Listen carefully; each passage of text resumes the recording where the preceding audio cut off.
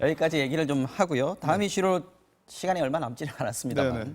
이 얘기는 좀 짚고 가겠습니다. 지금 대정부 질문이 있었는데 이 자리에서도 역시 이제 한일 관계 최근에 이제 수출 규제 조치에 대한 얘기가 나왔습니다. 민주당에서는 추경이 필요하다. 지금 추경이 구원투수다라고 얘기를 했고 실제로 정책위 의장도 3천억 정도 추경 반영하겠다 지금 이렇게 얘기했습니다. 지금 이게 좀 어느 정도로 급박하다라고 보시는 건지.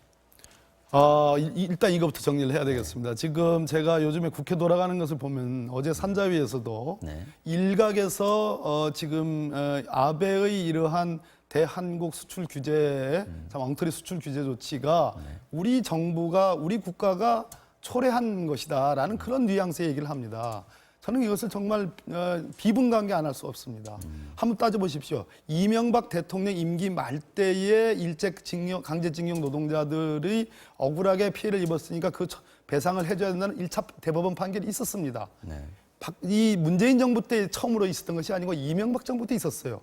그러고 나서 그 하급심에서 오히려 거꾸로 반대 취지의 그런 판결이 나오니까 그것을 대법원에 갔는데 박근혜 정부에서 그것을 연기하려고 말 그대로 법원 행정처장 부르고 뭐 김기춘 비서실장이 그렇게 그것이 사법농단 아니겠습니까? 조금 줄여주셔야겠습니다. 그럼에도 불구하고 문재인 정부에서 대법원 판결이 나온 거라요.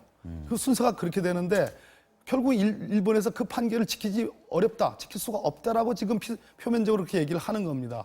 그런데 이 모든 책임을 마치 우리 정부와 우리 국가에 있는 것처럼 마치 초래된 것처럼 이 일단의 그 자유한국당의 그러한 분위기에 대해서는 정말 그건 있을 수 없는 것이다. 그런 측면에서 지금 대통령께서 어제 30대 대기업 그 총수들을 참 모으셔가지고 여러 가지 2시간 동안 회의를 했습니다. 네. 거기서 나온 것이 지금 소재와 부품, 설비, 각종 이런 것들에 대해서 국산화 조치가 필요하고 그것을 위한 초기 대응 차원의 추경이 필요하다. 그것이 한 3천억 정도 규모가 된다는 겁니다.